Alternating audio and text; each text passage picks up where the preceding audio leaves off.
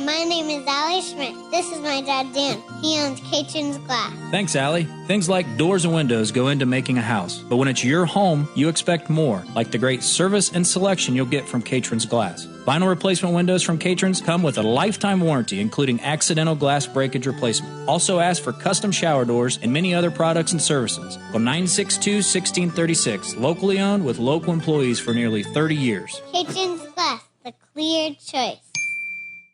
Welcome to the BeTempered podcast, where we explore the art of finding balance in a chaotic world. Join us as we delve into insightful conversations, practical tips, and inspiring stories to help you navigate life's ups and downs with grace and resilience. We're your host, Dan Schmidt and Ben Spahr. Let's embark on a journey to live our best lives. This is BeTempered. Welcome to the BeTempered podcast. This is episode number 61.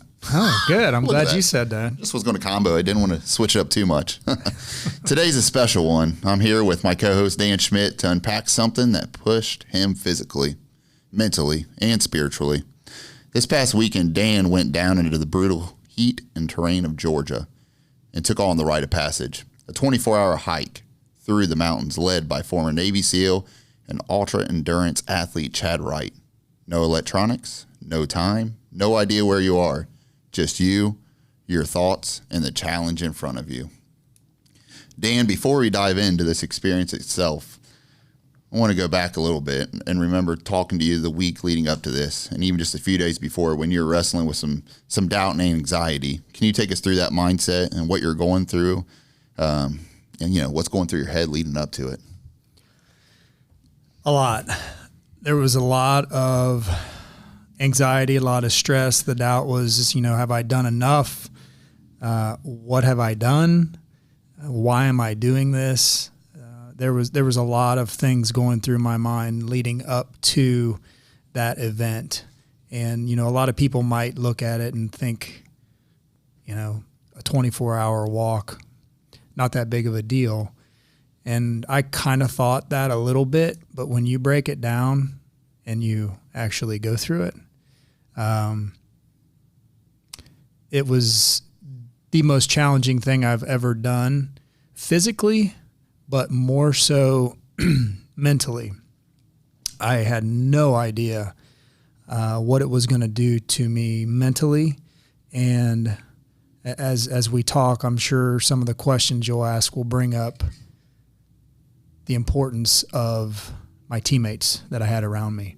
And this one's going to be very challenging for me because I got hit in the mouth with a couple of things, and we'll talk about it. But leading up to it, I think anybody who's ever had to prepare for something that you didn't know how it was going to go physically and mentally, you're always going to have some anxiety. And when I met some of the guys, the night before when we were setting up camp, I found that pretty much everybody there, all 19 guys that were together, all had similar thoughts and similar feelings. So I think that's normal. Mm-hmm. Yeah, I just was wanting to pick your mind on that for a minute because it's something I feel like we all battle with no matter what you're going through. You always, leading up to a big event, you always have the anxiety or the stresses of it. And it's just funny, or not funny, but looking at it, as you're I view you as one of my mentors, and it's just something where I had no doubt you're going to be able to finish it and stuff like that. But it's not always an anxiety of failure. Sometimes it's just the anxiety of the unknown, which I think would be, one of the biggest things on that. So now with that in mind, take us into it. Tell us about the journey of the weekend, just an overview of what you experienced before we dive, deep into the heart of it. Yeah. So we went down, my wife and I, my second oldest daughter, Leah, my daughter, Mary, and my youngest son, Ryan, took the trek down on Thursday, and we stopped in Knoxville, Tennessee to do a college visit for Leah, who's going into her senior year at the University of Tennessee in Knoxville, right on the river, which was nice to kind of break up the trip because where we were headed was essentially Rome, Georgia, which is in northwest Georgia in the mountains. And so it was nice to stop and to walk around and to take that visit and, to watch my daughter, kind of thrive in that environment and really enjoy seeing that school. So we went down Thursday. We had a house rented in the mountains. It was a beautiful home, beautiful setting. We were looking right at John's Mountain, John's Overlook, where I ended up having to hike to the top of. So we got there Thursday night. My time to report was 5 p.m. on Friday. So got a good sleep, got a good meal Thursday night. Friday, Kim and the kids wanted to do some hiking. I had some work to get done, and I did not want to be on my feet, which I kind of regret. As I kind of tell this story, there'll be some things that'll come out that, I found out about myself. And so they went hiking, and I stuck around and did some work and did some stretching and, just tried to hydrate. I was very deliberate on my nutrition, on my hydration, because the last thing in the world I wanted to have happen was to, have a stomach incident or get cramps. 24 hours is a long time. Mm-hmm. And so I spent that time doing that, a lot of time in prayer, a lot of time reflecting, but I couldn't overcome the anxiety and the doubt that I had in my mind. And so Kim and the kids got back, had everything packed up and ready to go, and we headed out to the camp. And beautiful setting, and I had my tent. The plan was to be there at 5:30. Chad and his team with the 3 of 7 project, we're going to show up and kind of talk about the rules, talk about the expectations, and then all of us, which ended up being 19 men. Sometimes there's women that do this, but we had 19 men from all over the country that, we sat down, we listened to Chad, and then we all got to talk about our why. Why were we there? Why did we sign up? Why did we pay money to do this? And that was pretty powerful. And, going into it, my why was I wanted to push myself beyond limits that I had ever been to. And I wanted to inspire the people around me, my family, my friends, my community. But it was more about me. And boy, that really came to fruition throughout the whole process. But that was my why in my mind. I was hoping it would strengthen my faith. It did way more than that. And it was really unique and inspiring to hear the other men's stories.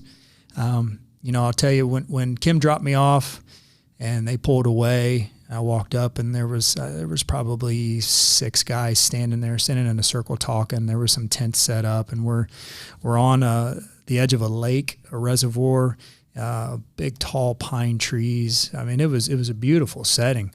It was hot. It was 90 degrees, 70% humidity, which you're not going to get away from, and we knew that going into it. And instantly went up and introduced myself and asking everybody where they were from. And what do you do as a man, as a human, that you're not supposed to do? You compare, right? You start measuring these guys up, and you start thinking, man, okay, that guy looks like he's pretty fit, and that guy not so much. I think I'll be fine. You start comparing, and man, again, there's so many things that'll come out as we discuss this, but great men, strong men. I mean, men from Manitoba, Canada, from Colorado, Denver, Colorado, from Miami, Florida, from Charlotte, North Carolina, from Indiana. I was from Ohio. We had Houston, Texas. We had a guy that was from Scotland. We just had, there was men from all walks of life that did all kinds of, whatever. We had CEOs of companies. We had, guys that work for power companies, IT guy from San Francisco, just amazing men. And I had no idea how impactful they would be on me. And so, that was Friday night. Chad showed up. When Chad, and if anybody knows the 3 of 7 project, they do a podcast. Chad has an unbelievable story, of becoming a Navy SEAL and living a very powerful life of sin. But he has a powerful story of how he found faith. And that's what drew me to him, was his story. He's an ultra marathon guy. He's run I think it's the Pocadona 250. He's run 250 miles at once. He's done tons of ultra marathons. He's actually leaving next week to go to the Yukon, and he is going to canoe or kayak 1,000 miles in 10 days with one of his friends who was a former SEAL who's paralyzed from the waist down. So he's going to be kayaking with him. It's an unsupported race, which means that what they put in that boat when they start, they can't go get anything else. They have to support themselves, and they got 10 days to do it. So that kind of tells you the mentality that Chad has.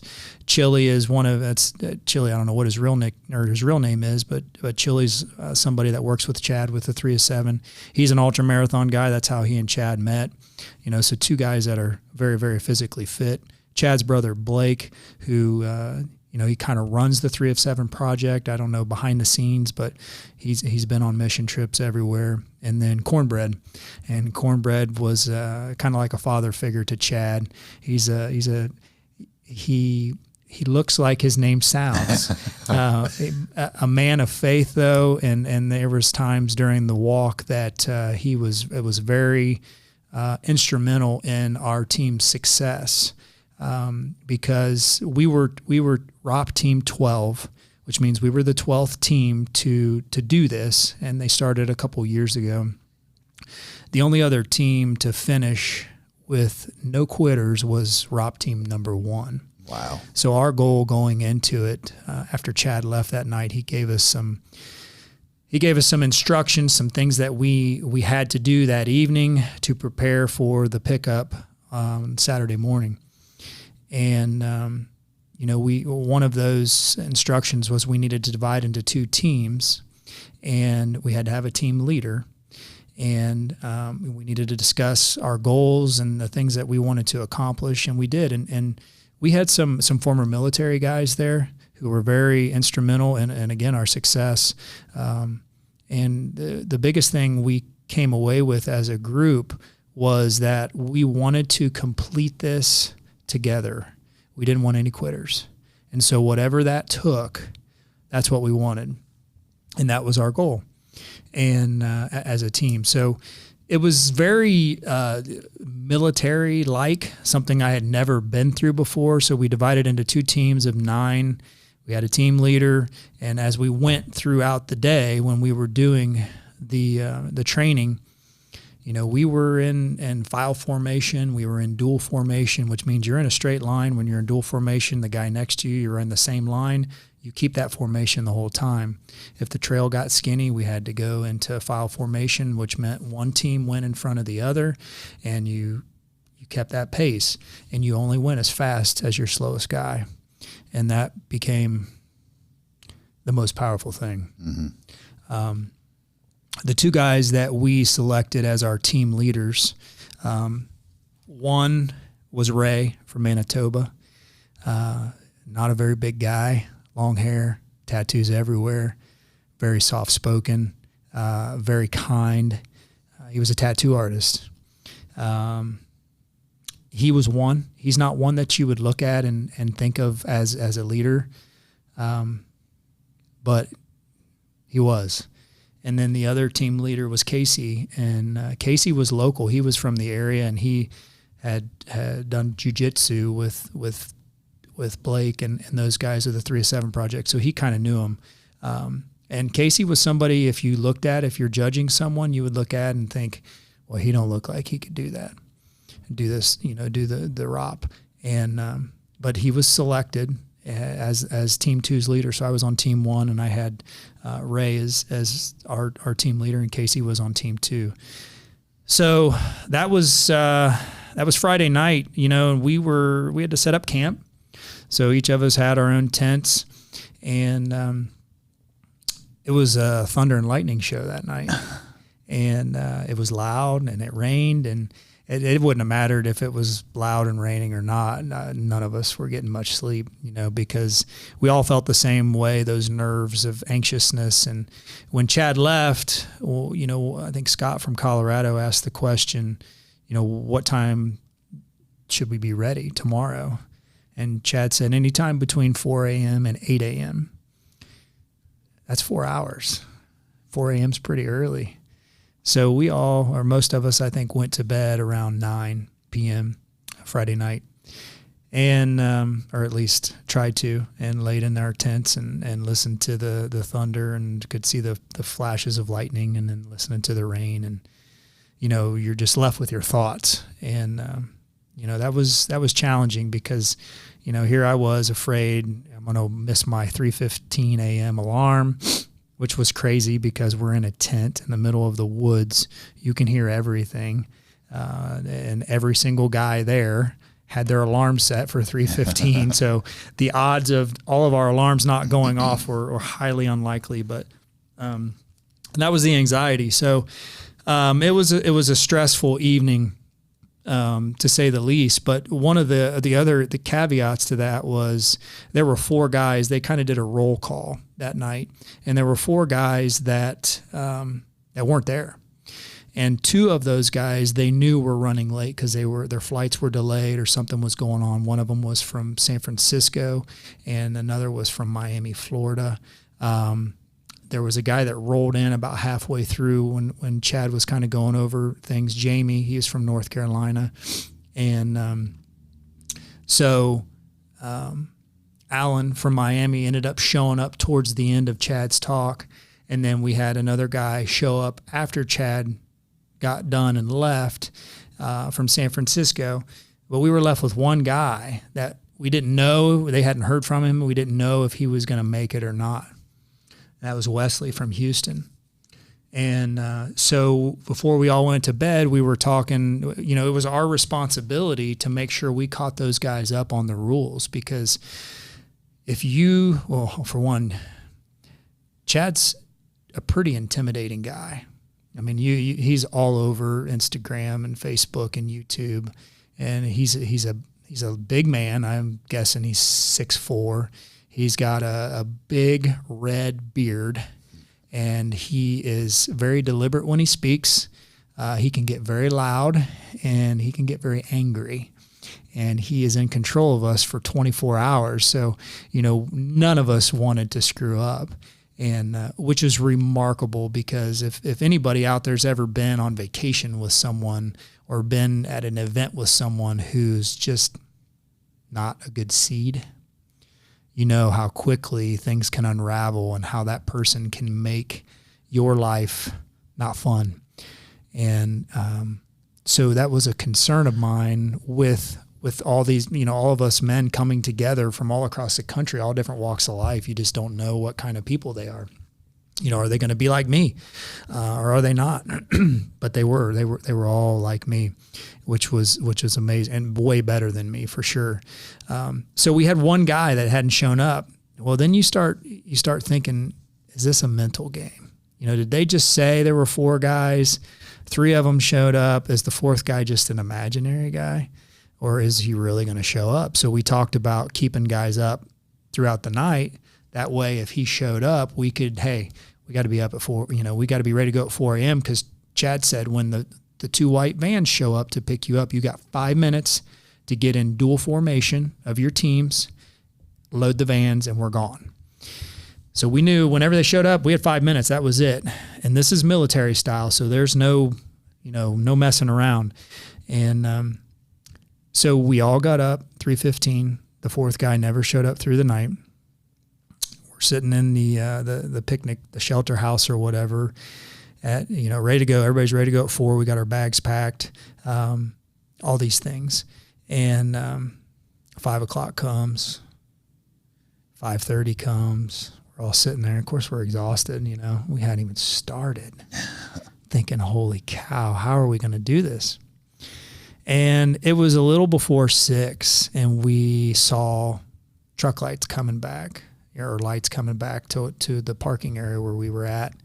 And it was a truck, and pulls up, backs up, and the guy gets out. And we all assumed that it was maybe a cadre, somebody who was part of the 3 of 7. And he gets out and he starts walking up. Well, right then the 2 vans pull in. So it's go time. That was our 4th guy. That was Wesley. He drove all the way from Houston, Texas. He'd worked the day before. He got in his truck and drove through the night, got hung up in traffic in Louisiana, all different places to get over to Northwest Georgia. And he had no idea what time we were leaving. He just happened to show up literally 5 minutes before the van showed up. So he was on our team because we were short 1 guy. So that made our numbers even. So we had 9 guys on team 1 and 9 guys on team 2. And here comes Wesley. So he makes our 9th guy on team number 1. We catch him up to speed. You can imagine the exhaustion that he felt. Mm-hmm. And we all thought, holy cow, like this guy paid the same amount of money that we did to do this. He drove, he had the faith and the fortitude just to keep going, knowing that he could have showed up and we'd have been gone. And he'd have made that trek for nothing. But by the grace of God, he made it there. The vans pull in. We get into dual formation. Chad shows up, starts barking orders. It's the heat's on. It's go time. And we load the vans. And, by this time my heart's racing. And I don't know what's to come. It's dark. It's about 6 o'clock. And they take off, and then we've got about a 30, 35, 40-minute drive to a trailhead, and we're not allowed to disclose the trails that we were on, but we started off, it was similar to any trail maybe anyone's been on at a state park, only this was in the mountains in Northwest Georgia, so it was a pretty good climb. Let me stop you right there. Yeah, that's what I was going to say. Real quick. Yeah. I just have one question before you get into what's the age gap here? So I don't know if you guys talked about your ages. Oh yeah, we did a lot of talk. We had 24 hours. Just for our listeners, before you do it, it's just. So we had, I believe Casey was the youngest. Casey was the local guy. Mm-hmm. He was Team 2's leader. I think he was like 27 or 28. And then I believe our oldest guy was in mid-50s. A majority of us, of the guys, were in that 40s range. Late 30s to, maybe upper 40s. So, not young by any means. And to take on a challenge like this, I think says a lot about the mentality of the men that did it. And I'll back up a little bit. So the 3 rules for the Rite of Passage, there's only 3. I mean, it's pretty simple. You have to move, constant movement. There was at no time in that 24 hours were we ever able to sit down. So we were on our feet moving for 24 hours. You had to eat. You had to fuel your body. You had to eat, even though there were many times when I did not feel like eating. You had to eat. You had to, because we were burning about 300 calories per hour, and you had to drink. If you didn't drink, you were not going to make it. If you did those 3 things, you would make it. But if one of those went away, there was no way you were going to make it. And we were instructed that we would need to carry roughly 3 liters of water. So 3/4 of a gallon of water is what we carried on our back. Any of the food that we had, we carried on our back. We had raincoats that we carried on, in our backpacks. Again, all the snacks. I had an extra change of socks. We had to have headlamps with battery backups. I had trekking poles. Probably half of the guys had trekking poles. The other half didn't. Anything that you thought you might need, there was a mandatory list that we had to have, but then anything beyond that, you could take it. So, I was probably carrying, I'm guessing 12 pounds, when my water and everything was full, roughly 12 pounds on our back. I will say this, our team 1 leader, Ray is what we called him from Canada. His bag, I think he had the entire province of Manitoba in his bag. I mean, it was heavy, and he was one of the smallest guys. And that'll come up here as we kind of talk about this. But so yeah, that was the age range, anywhere from late 20s to mid 50s. Yeah. So the reason I asked that before we dive in, most of our listeners are in that gap for the 20 to 50s range. So put yourself in this situation. And just imagine going through it, because, that's a huge, it's a pretty big age gap. Casey draws you down there with 28. So you're talking about from 20s to late 50s. Late 50s. Yeah, mid 50s. Yeah. So, you're talking. Yeah, a lot of our listeners. 20, 30 years. Yeah. And really, gap. It wasn't like, we all laughed about it. There's not a lot of information out on the Rite of Passage. There was recently, I think a couple months ago, the 3 of 7 project put out a video of, I think it was ROP Team 11, I believe.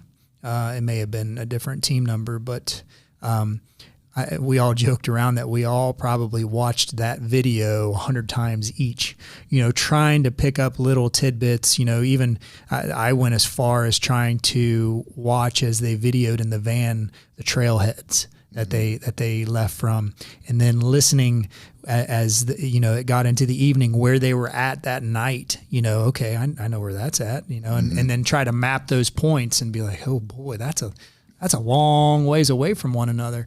Looking at the times, what time, I was trying to look in the van on the video to see what time it was when they left. We all did those things, and what the people were wearing, what shoes were they wearing, what bags were they carrying, what kind of shorts or pants or tops were they wearing, all those little things just to try to gain some sort of advantage, that maybe you weren't thinking about.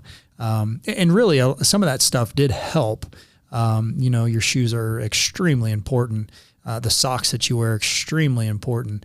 How much you're carrying on your back. All those things over a long period of time are very important, and they prove to be important.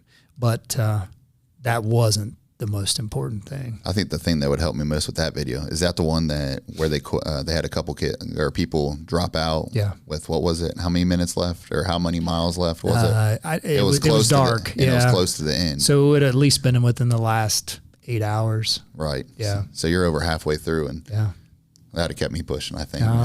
Seeing that, but yeah. So take us into it. Here we go. Yeah. So, we started off on the trail, and Chili was the lead for us. Again, Chili's an ultra marathon guy, and ultra marathon is anything over a marathon. So that could be, 28 miles all the way up to 100 miles, 300 miles. And he looks like a runner. He's in our van. He says, when we get here, I'm going to take off. You guys get into your formation and you follow quickly. And so, we did, and you can imagine 2 vans, guys getting out, nervous, hadn't slept, for 2 days or whatever it was. It was a little chaotic. And that's when I realized this is going to be a mental battle, because they were trying to create chaos. And they were also doing a good job of making sure that we worked together as a team. And so Chili took off, and there's a lot of yelling and screaming from Chad, and we finally got it all together and took off and caught up to Chili, and the clock started. So we're kind of looking at the sun, like, okay, we're just past sunrise, so this time tomorrow, we'll be finishing up. So we took off, and pretty good pace, good conversation. We throughout the 24 hours, they have what they call resupplies. So we ended up having 5 total resupplies. So the first resupply, I should have said this in the beginning, but we were not allowed to have any time tracking device, any GPS device, no phones, no watches, no nothing. We didn't know what time it was unless you could read the sun. In the woods, yeah. So, the first resupply, I'm guessing, was roughly 6 miles in. And so by the time we got to the first resupply, it was getting pretty warm. It wasn't terrible in the woods because you had the shade, but the shade doesn't do anything for the humidity. So we were all drenched by the time we got to resupply number 1. And the rules, the resupply, refill your water, refill, any snacks that you want. They had all kinds of granola bars and honey and applesauce and, all the things that you can think of that you would need, quick, easy calories that you could eat while you're walking, bananas, oranges, all those things. But we had 10 minutes and we were, again, we're in dual formation, standing in a straight line together, just like you would think of in any military setting. And Chad started the clock, 10 minutes. And, we had to work together as a team, helping each other refuel your water bottles or your camel packs or whatever, however you had your water. And then there was all kinds of electrolyte stuff you could mix in, which was extremely important in that heat, to get those electrolytes in. And that 10 minutes felt like 1 minute. I mean, it went that quick. But what I found throughout that time was those resupplies became very vital because it gave you something to look forward to. Because even though we weren't moving during that time, we weren't allowed to sit down. You had to be very proactive in what you did. And being efficient and helping all the guys to make sure everybody got the water that they needed because, again, what was our goal? Our goal was to finish as a team.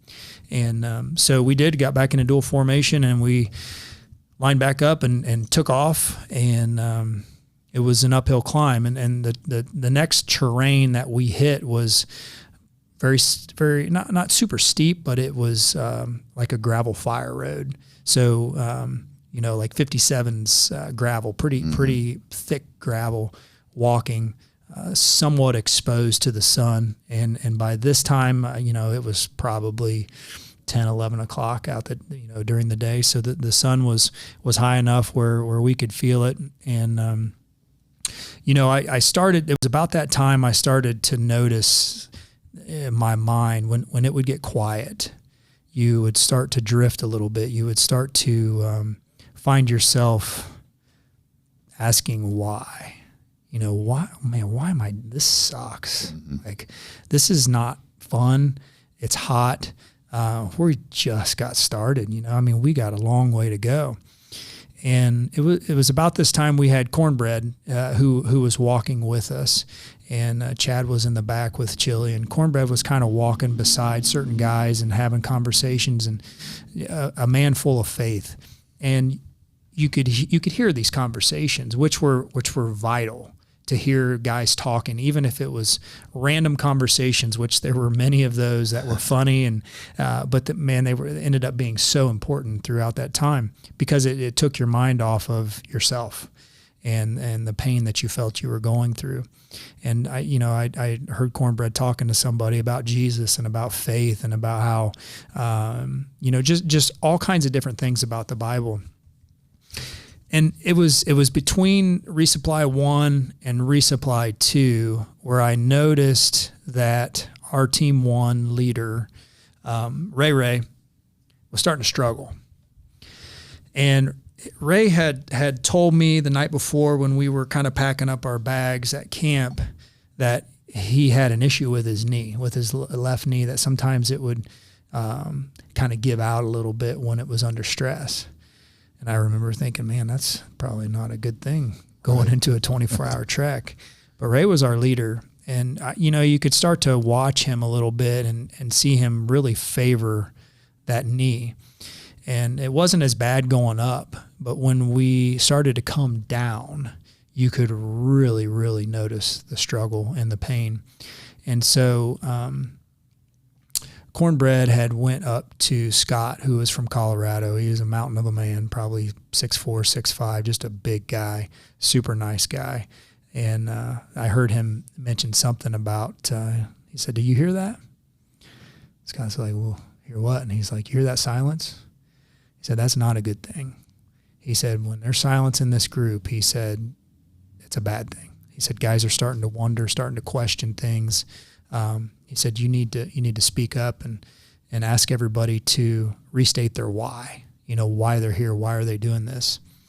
And so Scott did, being the leader that he is, he shouted out, hey, everybody, I want to hear your why again. And so we all at that time went, man by man. Again, we're trekking, we're moving, we're climbing a mountain on this fire road, and we're all stating our why. And so that was a great thing. That was a great thing to hear everybody's why. I think mentally it was definitely needed. And we get close to resupply number 2, and we're coming down. Now we're coming down a fire road, and Chad's wife Brooke would show up and take pictures. So we've got a lot of pictures, which we'll link to the end of this podcast, so people can see the group and see some of the pictures during the trek. And we saw Brooke and their dog, and so we knew we were getting close. But it was really this time going downhill that you could really see Ray struggling. And I mean, like I told my wife Kim, I said, if you've ever seen Forrest Gump, and the part where Forrest has the knee braces on when he's a kid, and that truck's chasing him and he's running, and he just looks like he's a robot, and it just really struggling. That's what Ray looked like. And so, again, Scott from Colorado, who was, I think he was 2 guys back behind Ray. He said, Ray, let me take your pack. And he took his pack and he carried it, which was a big help for Ray, but he was still struggling. So, throughout that, our way down, we kind of passed Ray's pack around, and we wanted to keep his pack close so that he had water and he had food when he needed it, because, there'd be times that as we would go and somebody would yell, hydrate and eat, and everybody yell, hydrate and eat, and you'd take a drink of water or a drink of your electrolyte drink, and you'd eat a granola bar or whatever.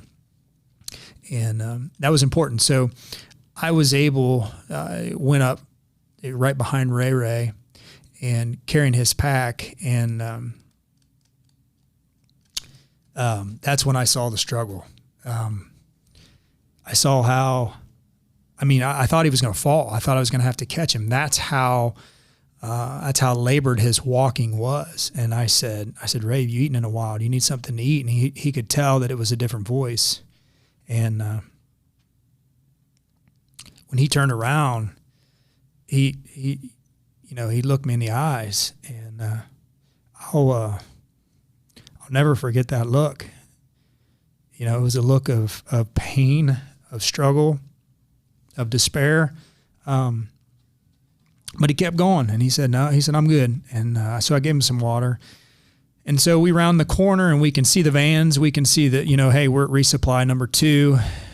And I'm not the only one that thought this, because we all talked about it afterwards. But, it was in that moment I thought, there is no way that Ray's going to make it. Mm-hmm. Like, there is no way.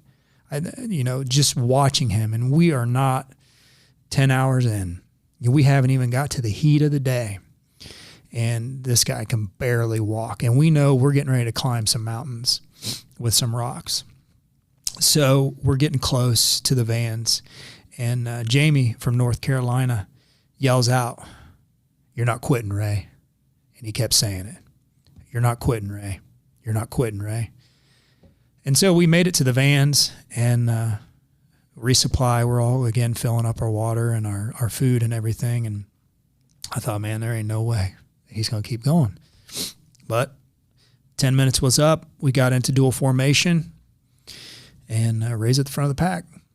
And, we stood there for a little bit, and Chad had his brother Blake get up and give us a little bit of a talk, kind of a pep talk, but he wanted us to think about, again, why we were there, and to really reflect on our lives and all those things. And he quoted a couple Bible verses, and Chad said, "Hey, we're gonna take off, and when we do, I want you to take 30 minutes as you're walking and not talk. I just want you to really think about what Blake said."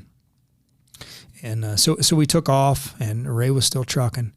And it was about this time that Casey, who was the lead at team number 2, he was really struggling too. I mean, he was, and his attitude wasn't a lot like everybody else's. I mean, you'd ask somebody, yell out, "How's everybody doing?" And they're, good, great. Everybody was pretty positive. And Casey's like, "This sucks." I mean, he was just brutally honest, and so it was kind of comical to hear him say that, because that's really what we were all thinking. And so we take off, and now we're on a road. Fully exposed, it'd be like walking in Preble County. There's a alfalfa field on one side and a grass field on the other, round bales, and the sun's just blaring. And so we're walking and we're thinking, and it was good. It was hot. It was very hot. And that was a challenging time. Even though the road was flat and solid, I wanted to be back in the woods because the ground was a little softer on those trails. Now it sucked on those fire roads with the gravel, but the trails were good. So, we make it through that phase, and we're headed to next stop is resupply number 3, which should be dinner time. And we knew, based on, again, watching that other video 100 times, that there was going to be some type of food other than a granola bar. And so we end up, during that trek, somehow we made a wrong turn. Oh, no. Now, remember, we don't know where we're at or where we're going. I mean, we're in... And no electronics. Yeah, we're in a very remote area in the mountains, and we happened to be on a fire road. Well, come to find out, that was planned. They knew where we were going, and they didn't count those miles in our trek. But it was a very long walk, and we got to a spot, and Chad was like, "Hold up, guys." He said, "Halt," and so again, we're in dual formation, and we halt, and he said, "About face," and we turn around, and when we turn around, you could look ahead and you could see this trail of rocks, and it was like a vertical climb. So we're all looking at this thing thinking, no way. There is no way we're climbing that. And he proceeds to tell us that Chili led us in the wrong direction, and we made a wrong turn, and what we're looking for is a blue mark on a tree. It should be on our right side, and blah, blah, blah. It was a bunch of BS. And but regardless, we all maintained a positive attitude. I mean, there were times we were, somebody said, "Hey, you need to recite your favorite movie line." So each guy went through, and as we're walking, you're reciting your favorite movie line, and all this stuff sounds, inconsequential, like it doesn't mean anything. But when you're on your feet for that long, and your legs are on fire, and your feet hurt, everything hurts. You got 10, 15 pounds on your back that you're carrying. It's hot. You're drenched in sweat. Those little things, that comedic relief was, super impactful and just help us all get through it. There were times when we talk about, Jamie was big on, "Hey, just around the corner, there's going to be a grill. There's going to be a smoker up there. What are we putting on the smoker?" We talk about whatever meat you're going to cook and all those things. And again, it didn't seem like much talking about it now, but at the time when you're in the moment, those were vital, distractions that you needed. What was your favorite movie line? Let's hear it. "You're killing me, Small." From the Sandlot. Shout out Sandlot. Yeah, from the Sandlot. So we find our way back to where we missed our turn, again, which was BS, but that's okay. Was there a blue mark on the tree? There was a blue mark on the tree, and yeah, it wasn't obvious at the time, but when we all reflected back, the next morning, somebody asked Chad, and he was like, "Yeah, that was planned." You think I'd really get lost in the woods? Yeah.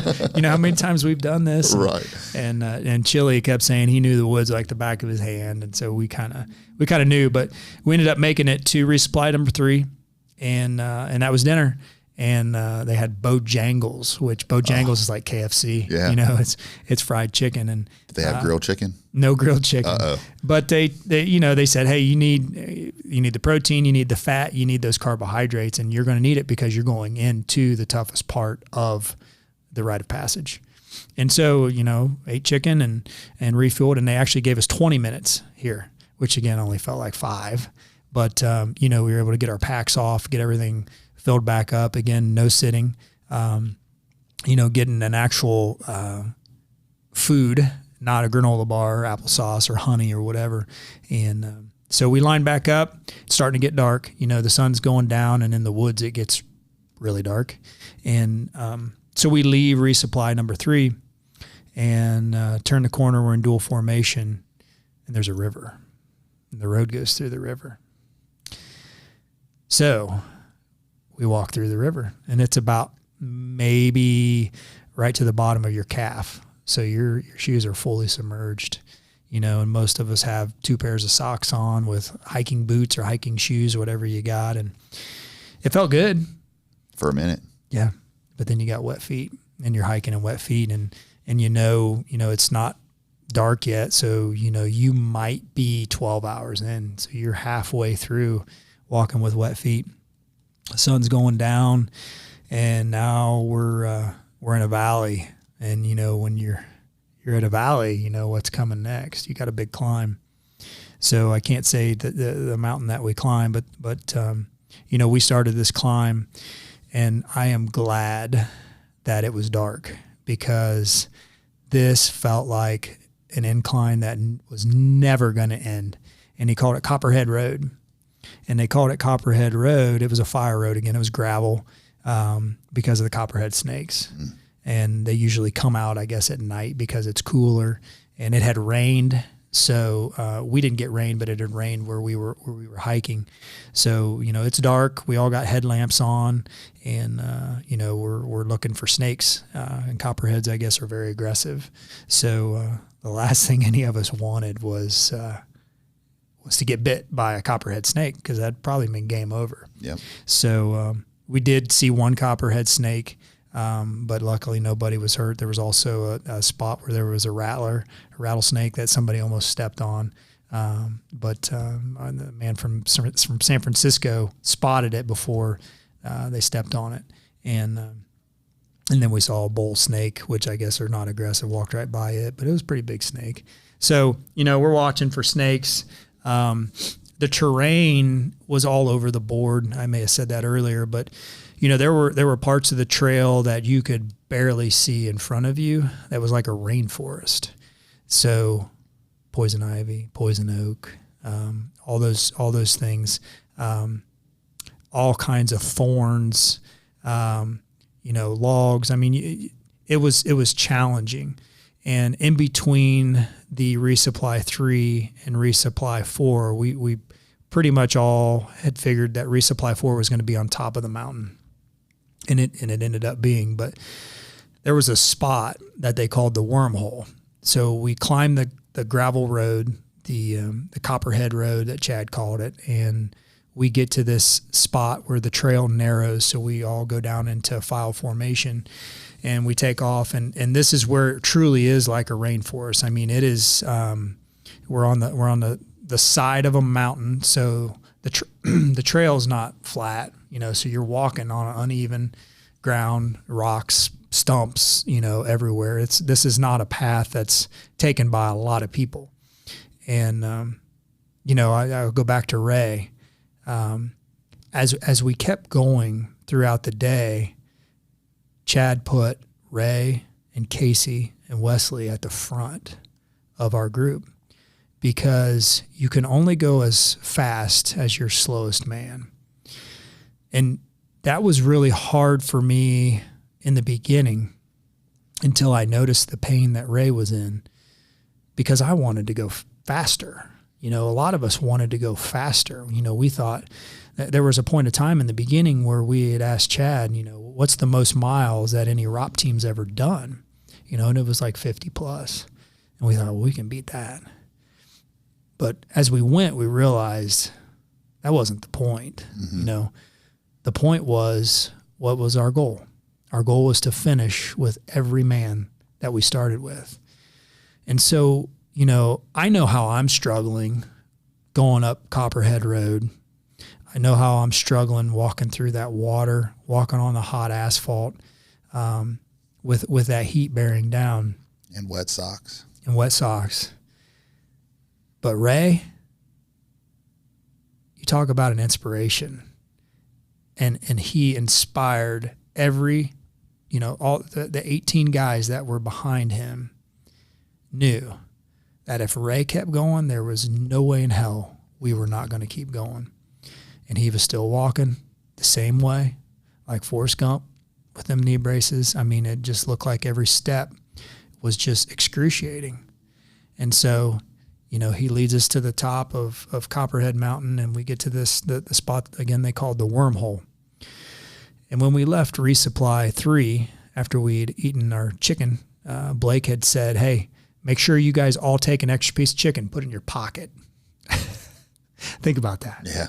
Put it in your pocket. I didn't have any pockets, so I luckily had a Ziploc bag, and I put a chicken leg in my Ziploc bag and put it in my pack. But Matt in front of me is from Indiana. He had a whole chicken breast in his pocket sticking out. So the whole time I'm walking, all I see is this chicken breast sticking out of Matt's pocket. I'm thinking, holy cow. And that's a kind of another thing I want to back up to is, Chad talked about the night before how, you want to look ahead, and you may only be able to make it to the top of the next ridge, but then there's going to be a point where you're only going to be able to make it to the next tree. And then there's going to be a point where you're only going to be able to make it that next step. And I had Matt in front of me, and Matt was a couple years younger than me from Indiana. Super guy, great guy. And I see the back of his heels when I go to bed at night, because that's all I was watching was his feet. So head down, because you really couldn't look up. If you looked up at any point, you could trip, with uneven terrain or a rock or a stump or whatever it was. And so Matt's heels are etched in my mind, along with that chicken breast in his pocket. And we're going through the wormhole, and Chad had given us a speaker. It was a Bluetooth speaker. He called it the Turtle. And it was a pretty decent size. And he said, you need to, the rule of this thing is it can't hit the ground. Anybody can carry it, but the speaker side's got to be facing out. We're thinking, what the heck is this? Why are we carrying a Bluetooth speaker? Well, we found out. Well, we're in the wormhole, which we found out we were about 3 hours in the wormhole, which is, again, like rainforest. There were trees down, big trees down, covered in poison oak. We had to climb over it, under it, and you get to a tree, and what happens? You stop because you're trying to you got to figure out how to get over. Well, you got 19 guys in a row. Well, then the screaming starts. What are you stopping? What, keep going, figure it out, and I think there were 3 down trees throughout that 3-hour trek. Well, then all of a sudden, this voice starts playing out of the music box. And it was like propaganda from the early 1900s.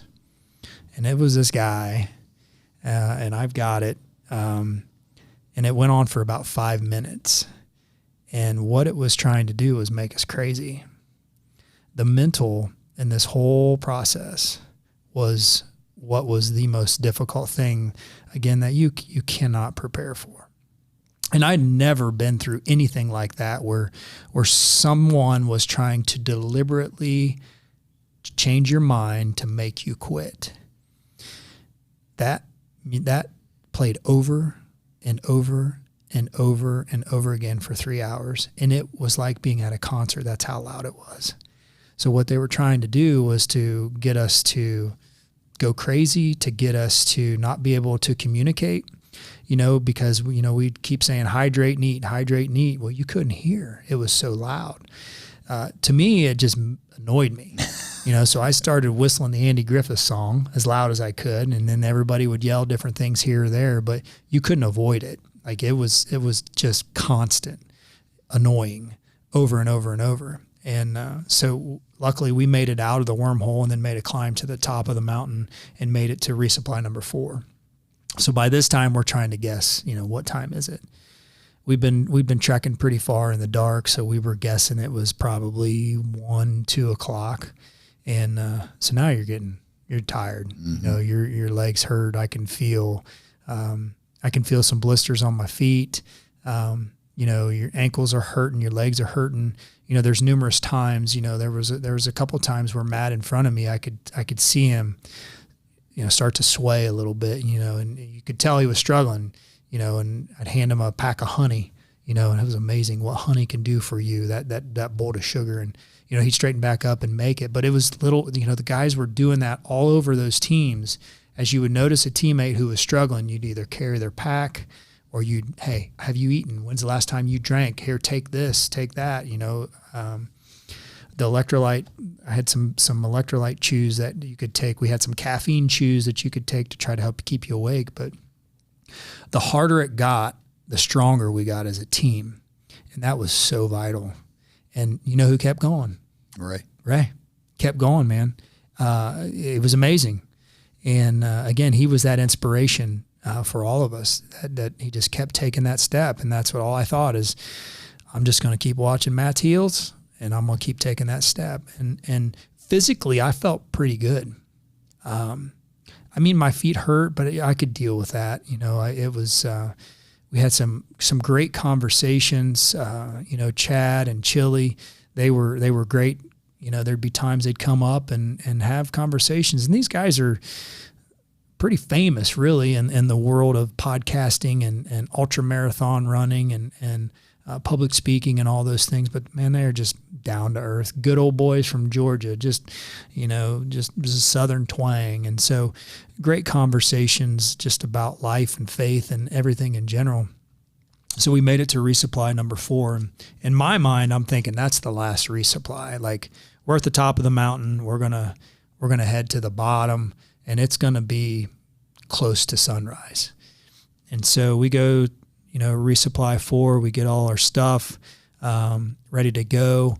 And, Chad says, hey, this is what you came here for. Like, this is the Rite of Passage. And this will be the most technical, difficult trail you've been on yet.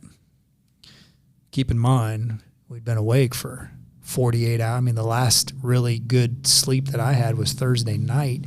Here it is Saturday night at, 2 o'clock in the morning. I've been on my feet for, 16, 17 hours, whatever it had been.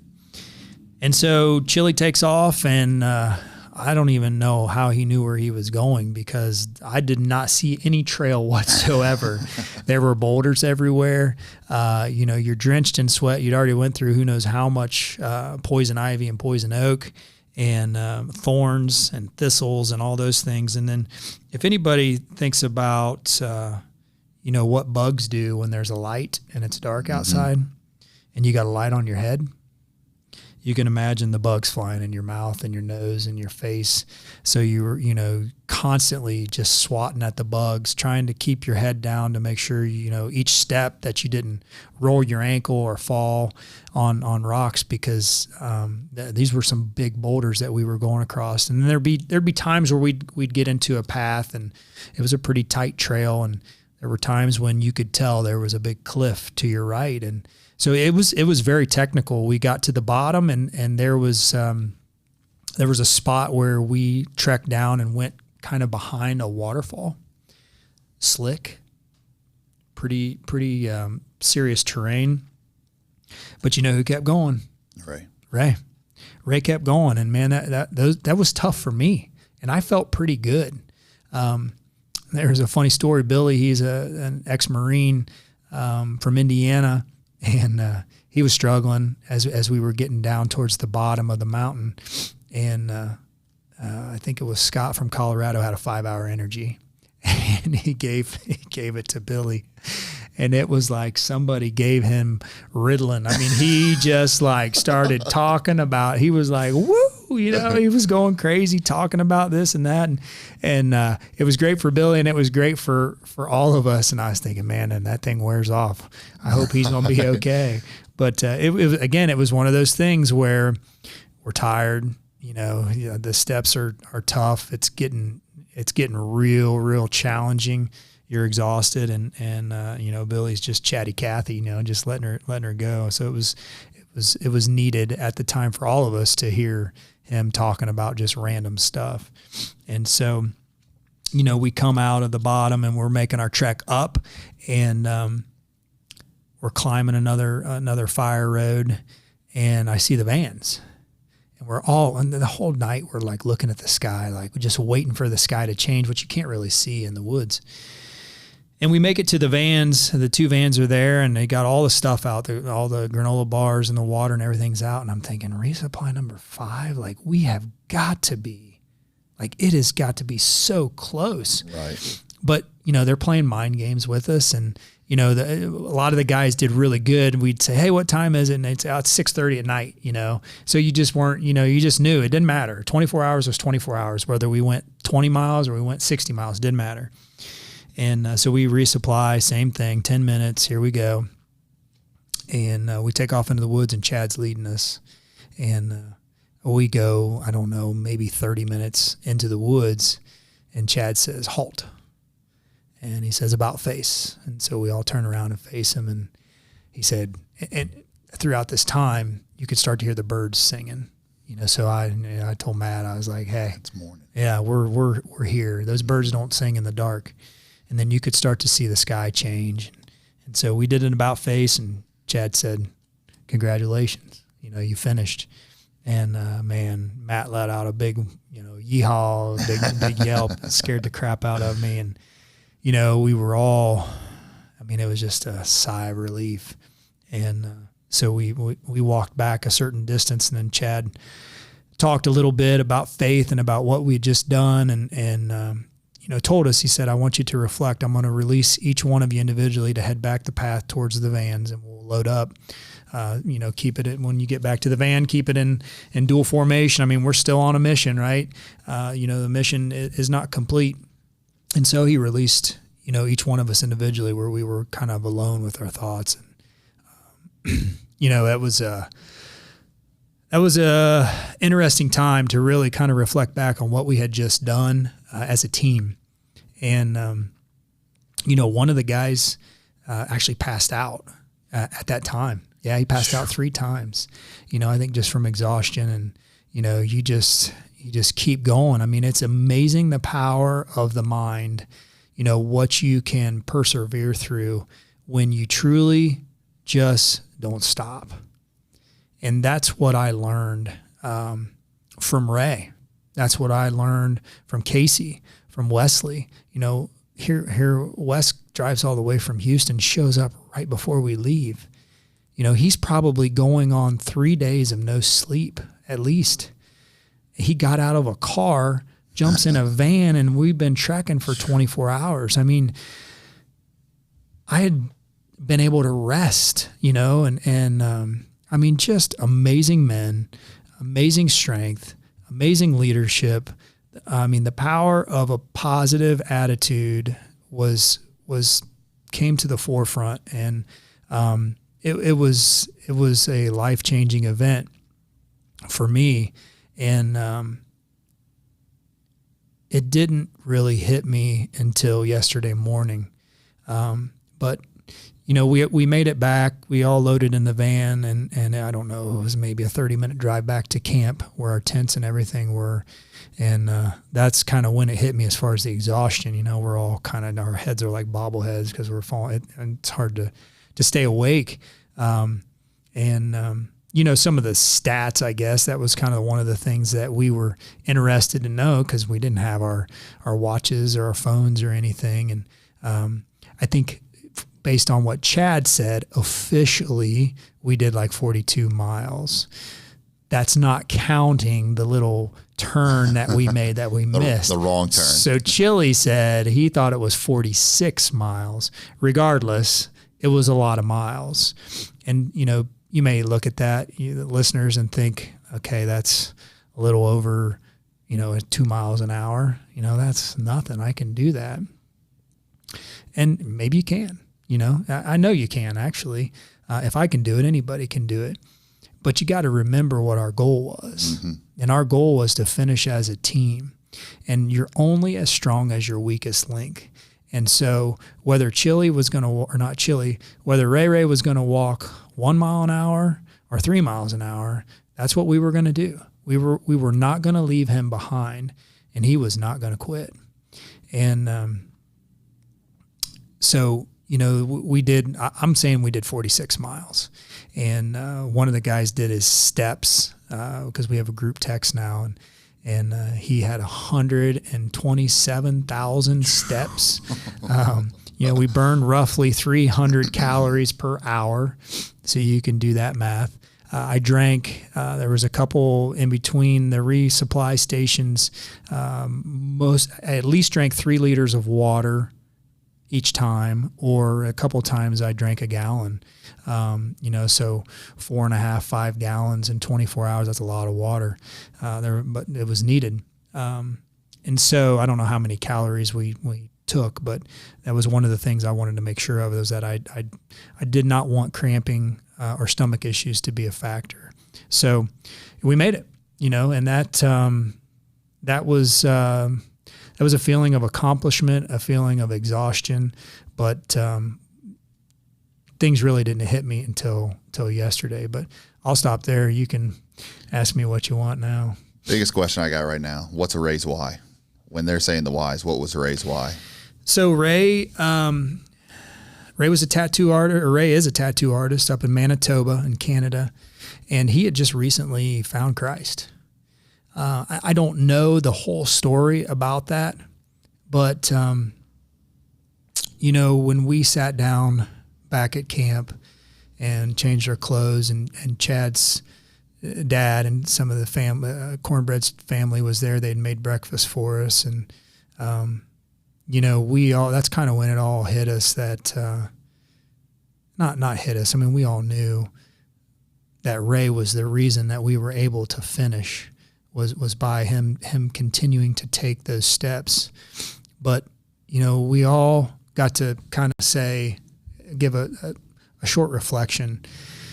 And Ray talked about that time that I mentioned, where we were in between resupply 1 and resupply 2, walking down that fire road, and I was standing behind him, and Jamie yelled out, "You're not quitting. You're not quitting." And he said in that moment, he knew that he had to just give it up to the Lord, that he had to, say, "Hey, give me the strength to continue to go on." And he did. It was obvious. And, it was, it was so powerful. And it hit me like a ton of bricks yesterday morning. We was fortunate enough where we rented the house, and Kim came and picked me up and the kids, and we got to say our goodbyes to all my brothers, that we had just spent some blood, sweat, and tears with, and made it back to the house, obviously exhausted, took a shower and laid down. I think I slept for 7 hours, on Sunday, and was able to have dinner with my cousin and her husband that live in Atlanta. They came up and met us and had dinner. So it was nice to kind of get up and move around a little bit. I was a little sore. Crawl around. My feet hurt a little bit, but wasn't terrible. And then went back and went to bed. And then yesterday morning, woke up, and again, the house that we were blessed to rent looked right at the mountain that I was on top of the night before, in the dark. And so I sat there, and something told me that I needed to grab a pen and a paper, and I needed to write down some things. And so this is going to be difficult for me, but this is what I wrote down yesterday at 6 a.m. in the morning. I was sitting outside. It was a little foggy. And it's remember the purpose. It says, "I signed up. I trained hard. I told people what I signed up for. I did everything I thought needed to be done. I prayed. I trusted in the Lord. But what was the purpose? The purpose was not about me. The purpose was for God to show me how selfish I am. The purpose was to be shown how, if a group of men can let go of all their me attitudes and come together as one unit with Christ at the front of the line, which was Ray. Jesus was Ray. God showed a group of 18 men from all over the country what he could do in one man for our ROP Team 12. I thought I could do it, but could I have done it without Ray? Could I have done it without seeing his pain, his struggle? When I didn't believe he could do it, I didn't believe. I didn't believe. I didn't believe. I didn't believe. Ray made me believe. Because I saw Jesus in Ray. I am selfish. That's all I kept hearing in my mind the day after was how selfish I was. And I think that's human nature, right? We're all selfish people, whether you believe it or not, you are. You know, when I signed up for this thing, I did it because, you know, I thought maybe I'd be an inspiration to others to show them that, you know, if a 46-year-old father of 5 business owner can do this, that anybody can do it, and they can. But it was so much more about me. It was so much about me being fulfilled by hearing other people tell me how awesome it was, how crazy it was. Why would you do that? You know, the encouraging texts and phone calls I got last week and the day before, you know, the videos that I received from you, your family, you know, all you know, some of my best friends. That made me feel good, right? But it was about me. And this life ain't about me.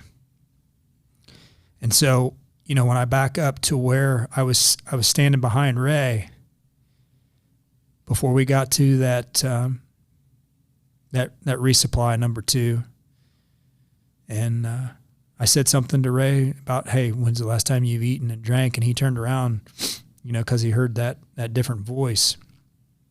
And I said, you know, he looked me in the eyes as he struggled to walk. I'm telling you right now, that was Jesus. I mean, it didn't hit me at that time, but boy, does it hit me now. It hit me yesterday. How you can do anything if you have the faith to do it. You just have to let go.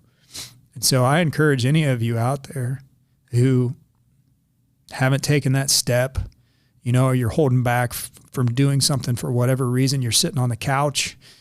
You know, you've thought about doing a 5K. You thought about just even getting up and going for a walk. Just do it, right? If I can go for 24 hours on my feet, moving, not stopping, you guys can do anything. I mean, the human mind is such a powerful thing, but you got to use it. And so that's, you know, that's what I learned. I learned that I'm a selfish man, and I'm very selfish, and I'm going to do my very best to not be selfish, and try to continue to see the good in people, to continue to encourage people, but not for myself, you know, for Jesus. Because, you know, without him being in Ray, you know, if Ray would have quit, I mean, who knows what would have happened? Who knows with the snowball of events of other guys quitting? Who knows if I could have made it? I can tell you right now, there's no way I could have done this on my own. Like, there is a 0 chance I could go out in the woods, follow that same path for 24 hours by myself. No chance at all. No chance. But the power of a team is what got us all through it. And more importantly, the power of Ray. He's a special man. And here's someone who's a tattoo artist that you would look at and never in a million years think he would, if you're judging someone, which I did because I'm selfish, you would never think that he could get through that. And here, he's the reason I got through it. So I'm so grateful for Ray. I'm so grateful for you know, those 19 men that I got to do that with. It was very powerful for me, and I hope maybe somebody gained something from me telling my journey. Yeah.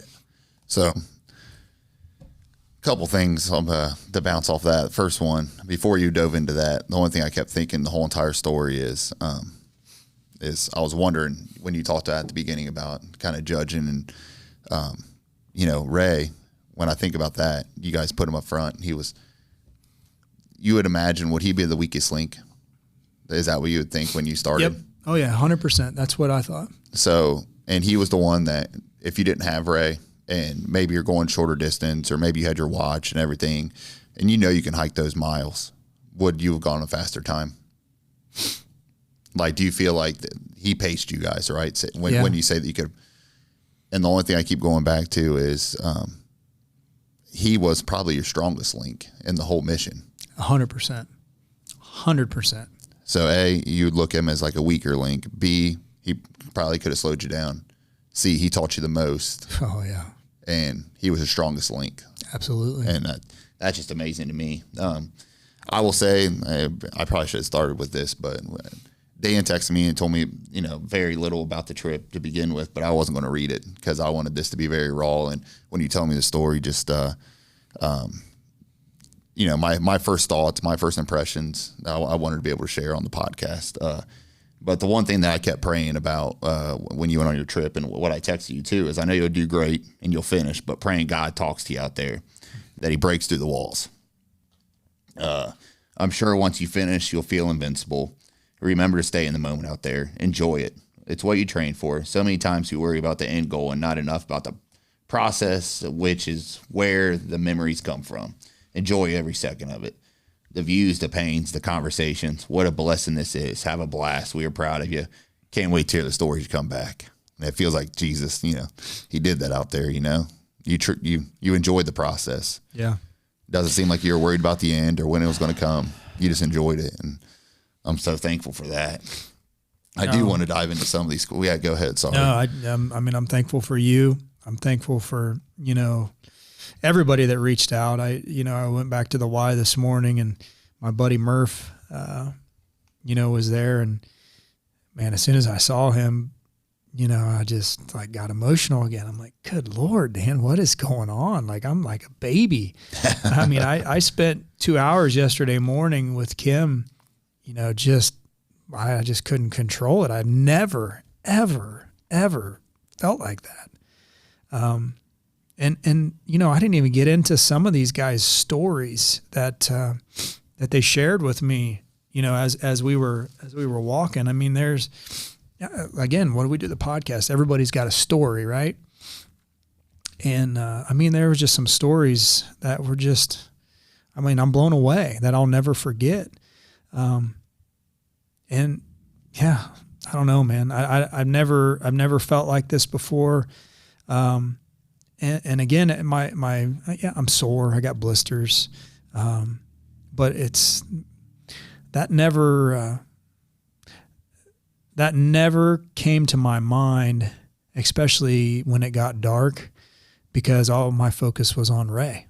Mm-hmm. My focus was on, man, if Ray keeps taking that step, these blisters, I can feel them, but they don't hurt. I'll heal and recover from that. We're going to finish together as a team. And, yeah. And we're all in the selfish part. We're all selfish. We know that. And it talks about in the Bible about, we're all sinners. And how I felt the other day with Tim during that podcast. It took me a while to try to shake that. And I got very emotional about that. So, I get it. Yeah. I absolutely get it. And I feel like when we get emotional and when you go through stuff like this, it's the Holy Spirit speaking in you. That's honestly what I feel. But some of the questions I had for you, what was the hardest moment of the 24 hours, whether it was physically, mentally, emotionally? What was the hardest? So early on for me was really hard.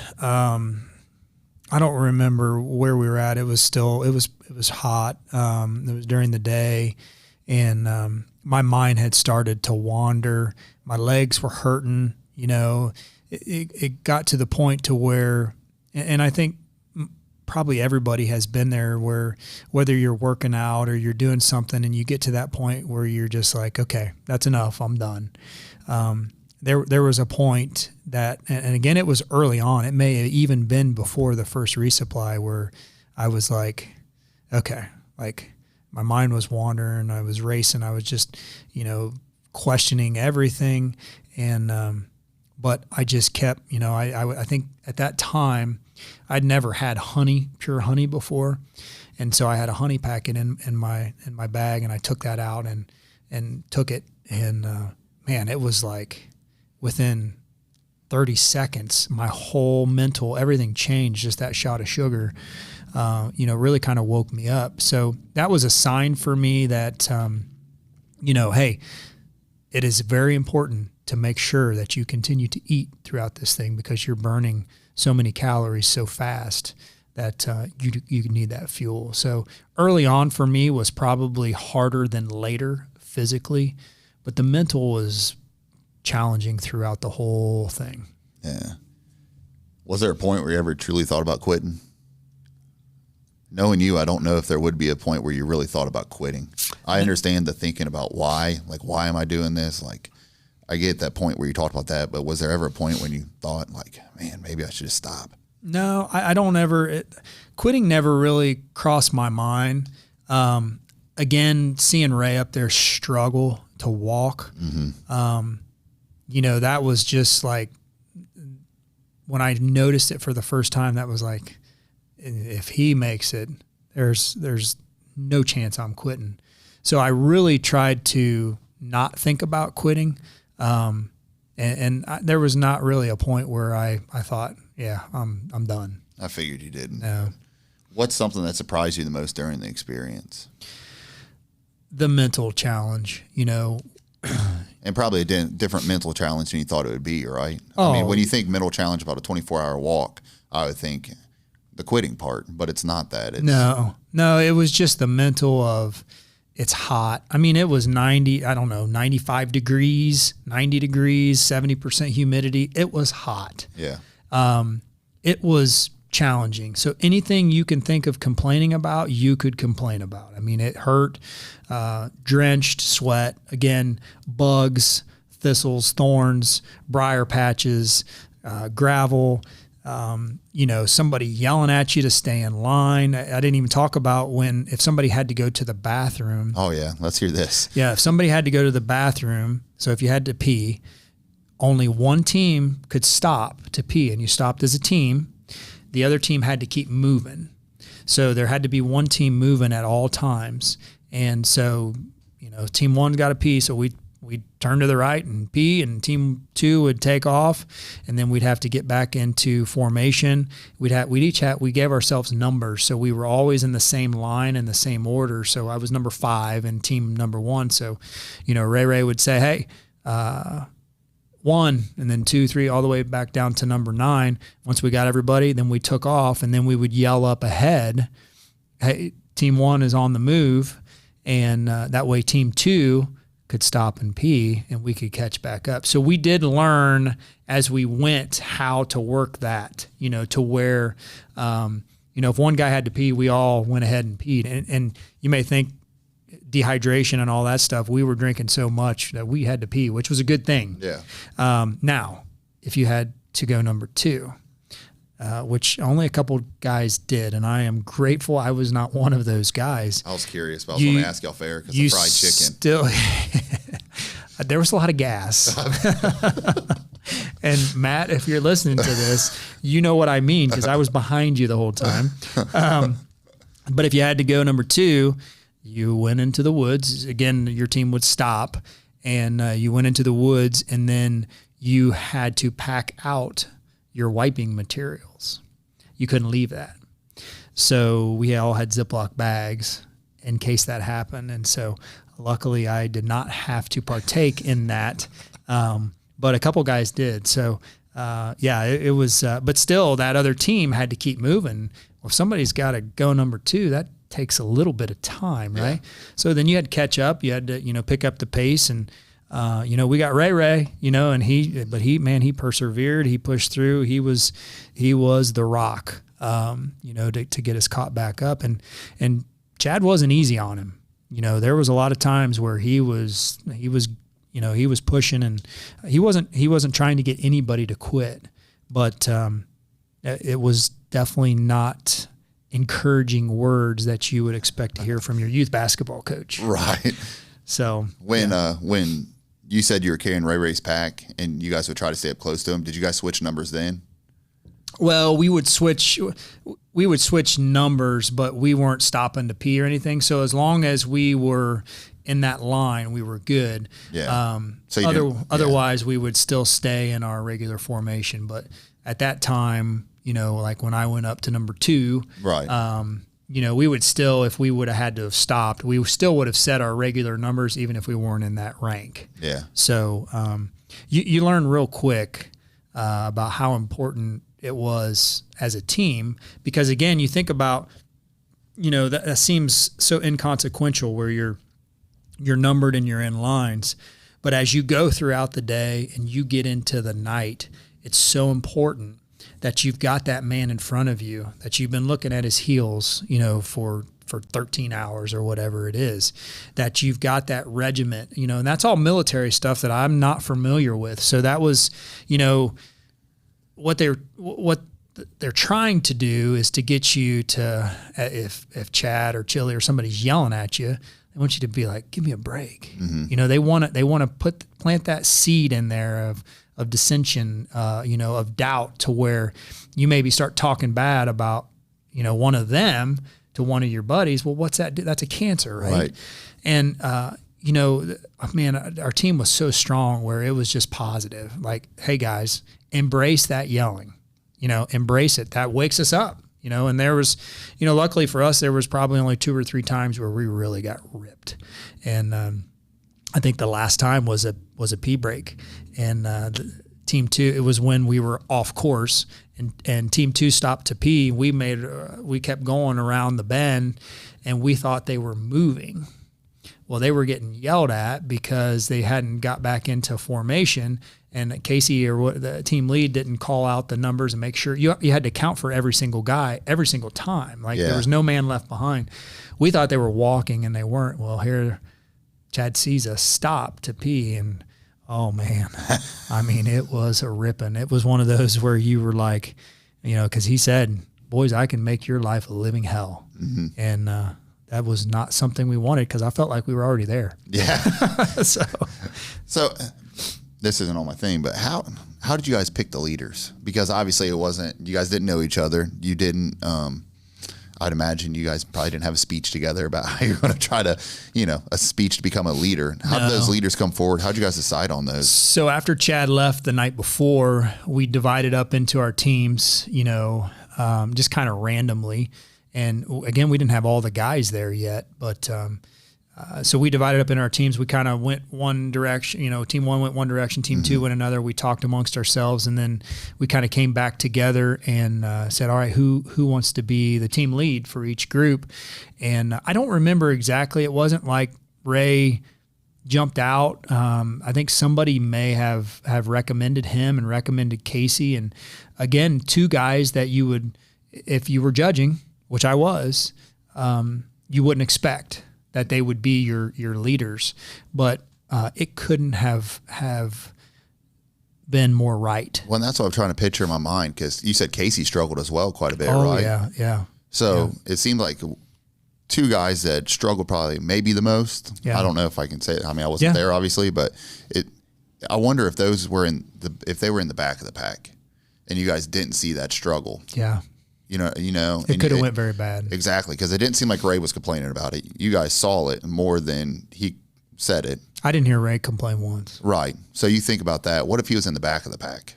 Yeah, it would have been bad, because why aren't you moving fast? You know what I mean? Like it just because Chad and Chili a lot of times were in the back, kind of falling pretty far behind, and they would have seen it, right? Right. But we wouldn't have. My focus is on Matt's heels. So that's all I'm looking at is his heels, just taking that step. Yeah. So, I thought about that on the ride home yesterday. I thought, man, if Ray and Casey would have been in the back, that could have been. And your team in particular, I mean, for what it meant to you. Yeah. Seeing him struggle if he was in the back, and it's just the way that little things like that, some people call it coincidence, some people think it's. Well, and I think, Chad probably recognized maybe that, and maybe it was to put him up there to get him to quit, or to try to push them a little more, whatever the reasoning is. I'm not sure. Or break your team. Yeah. Yeah. And, because again, there were times when I thought, man, we should be moving faster. I know Alan from Miami, he's done a couple ultra marathons, big guy, mountain of a man.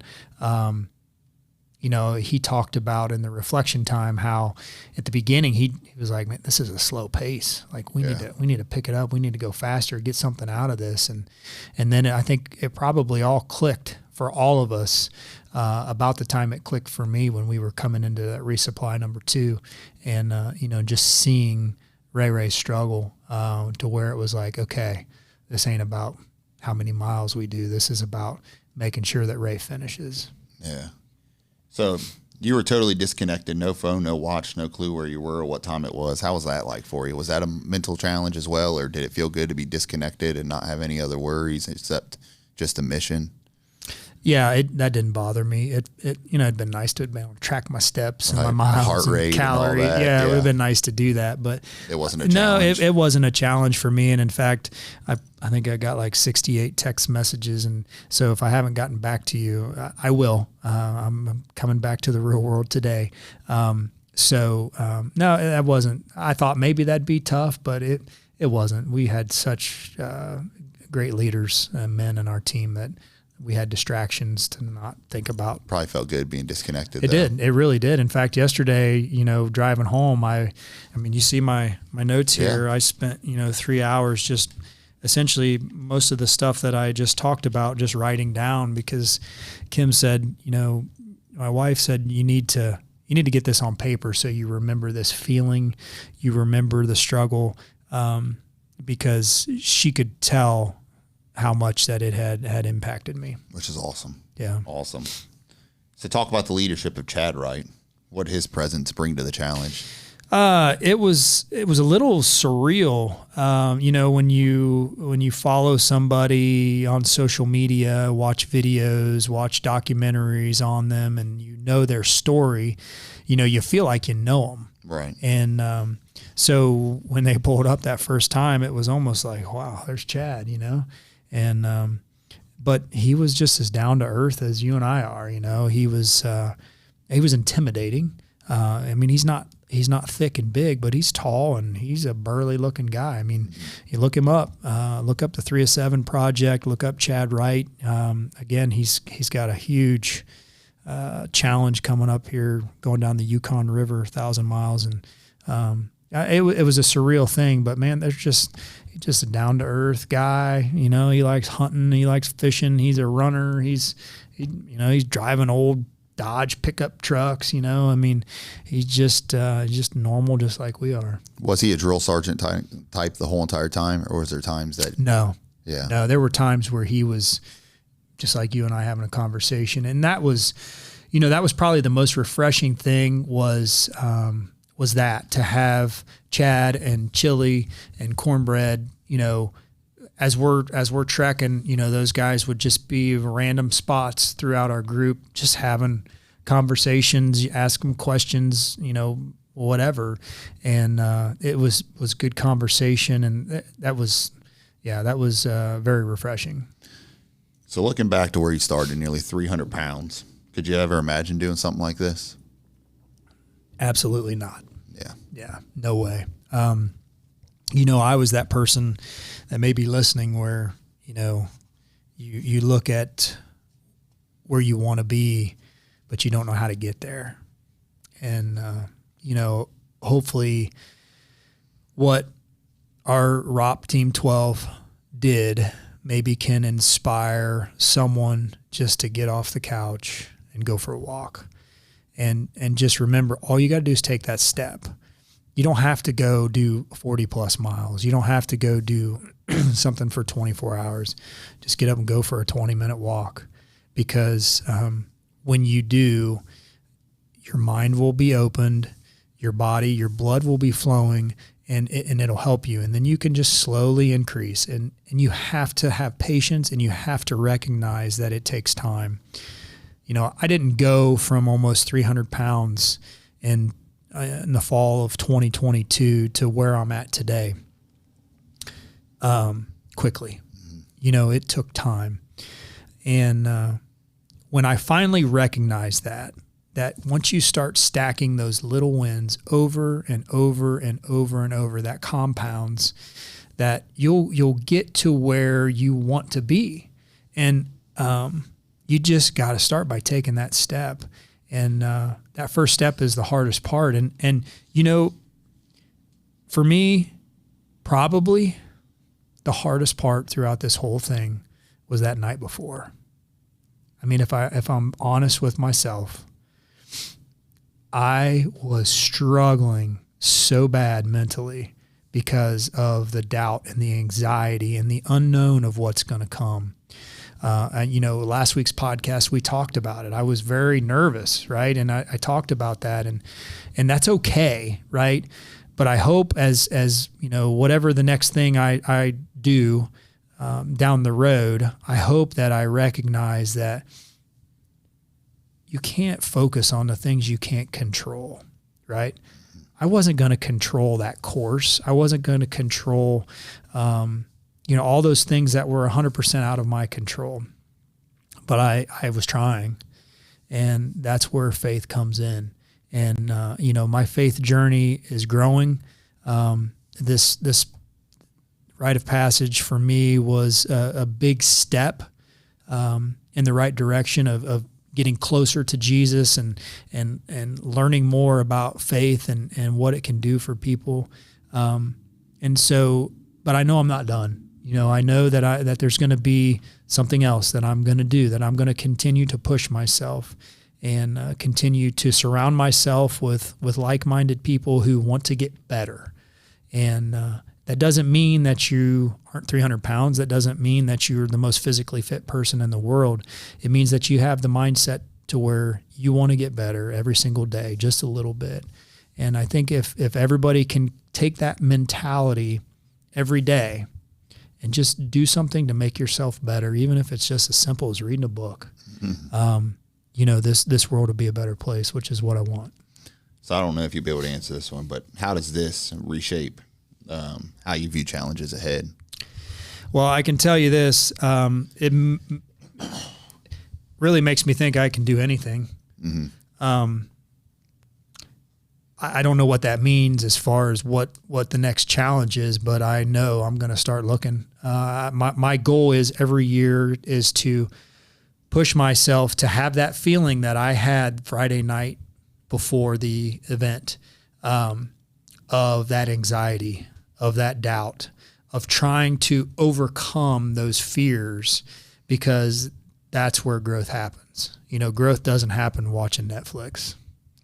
You know, growth doesn't happen eating a cheeseburger.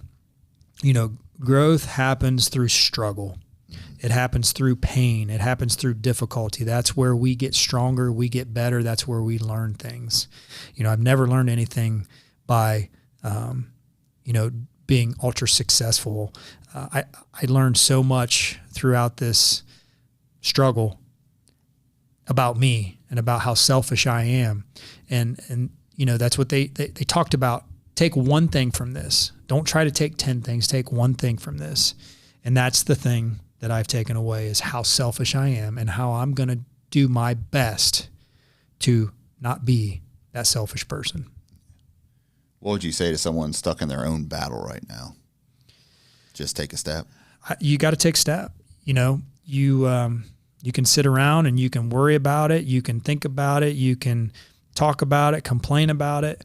But if you don't take that step and get out of whatever situation that you're in, I mean, your home can be a trap. Your mind can be a trap. It can be a very powerful thing, but it can also be a very dangerous thing. So if you're stuck in something, you have to take the step. You have to take a step outside of whatever it is that you are stuck in. Do something different. Push yourself, challenge yourself, sign up for a 5K. You know, go walk in the woods. Go do something that will get you out of that rut that you're in. If you don't, you're going to go crazy, and you're never going to get out of it. You have to push yourself. And that rut gets deeper and deeper. It does. And the big thing is like you've said it before, keep it small. Yeah. And one thing that I always struggled with was, don't say, you know, when I wake up tomorrow, I'm going to do it. And then all of a sudden what happens the next day? You know what? When I wake up tomorrow, tomorrow's when it starts. Tomorrow, no, like start now and then continue and build on it tomorrow. Is there anything else you want to add that you can think of? No, I'm grateful for anybody who's made it this far listening. We're going pretty long here, and I apologize for that. But this was very powerful for me.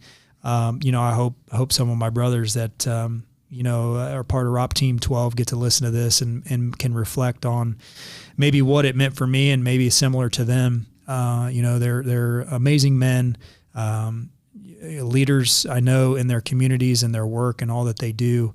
No doubt, and I am grateful for the opportunity to be able to sweat with them, to struggle with them, to face all those difficulties. So, I love those guys, and it'll be. I'm excited to maybe get to train with some of them again. Yeah, that's awesome. Galatians. That's my favorite verse in Galatians is, share each other's burdens. If you think you're too important, well, guess what? You're not. It seems like that's your trip, man. You shared each other's burdens, you got through it together, and now there's 2 ROP teams that got through it. Yeah. And you're one of them. That's right. So that's amazing. So, Dan, thank you for being real and vulnerable with this story. What you did out there in Georgia wasn't just a physical feat. It was a defining moment, discipline, suffering, and transformation. A reminder to us all that growth doesn't happen in comfort. It happens in the fire. I want to leave our listeners with 2 quotes capture the spirit of this episode. Every transformation begins with a choice to start. What feels impossible at the beginning becomes unshakable strength in the end. Discipline carries you through the fire, and the fire changes you. And then from former Navy SEAL and ultra-endurance athlete David Goggins, and one of my favorite quotes, the only way we can change is to be real with ourselves. If you lie to yourself, how can you grow? You have to be willing to suffer to find the real you. And until next time, guys, like, share, and go out and be tempered. Hi, my name is Allie Schmidt. This is my dad, Dan. He owns Caitlin's Glass. Thanks, Allie. Things like doors and windows go into making a house. But when it's your home, you expect more, like the great service and selection you'll get from Caitlin's Glass. Vinyl replacement windows from Caitlin's come with a lifetime warranty, including accidental glass breakage replacement. Also ask for custom shower doors and many other products and services. Call 962-1636, locally owned with local employees for nearly 30 years. Caitlin's Glass, the clear choice.